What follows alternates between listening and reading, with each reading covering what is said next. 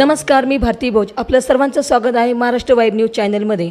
आज पैठण येथील पैठण पोलीस ठाण्याच्या वतीने पैठण शहरामध्ये रूट मार्च करण्यात आला. काय आहे याच्यामागे उद्देश हे आपण पैठण शहरातील पोलीस निरीक्षक संजय देशमुख यांच्याकडून आपण जाणून घ्यायचा एकदा प्रयत्न करूयात.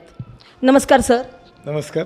आगामी शिवजयंतीनिमित्त आज शहरामध्ये जो शिवजयंतीचा रूट आहे त्या रूटवर आम्ही SRPF संभाजीनगर येथील SRPFच्या प्लाटूनच्या साह्याने आम्ही शहरामध्ये रूट मार्च घेण्यात आला. तसेच दंगा काबू योजनेची आम्ही रंगीत तालीम या ठिकाणी घेण्यात आलेली आहे. माझी सर्व नागरिकांना विनंती आहे की शिवजयंती आपण वेगळ्या तऱ्हेने साजरी करूया. वेगवेगळे उपक्रम, चांगले उपक्रम राबवूया, जेणेकरून रक्तदान शिबिरे, काही गोरगरीब विद्यार्थ्यांना पुस्तके वाटप करणे, अशा प्रकारचे चांगले उपक्रम राबवून आपण शिवजयंतीचं महत्त्व अजून चांगल्या प्रकारे कसं राबवता येईल असं मी सर्वांना आवाहन करतो.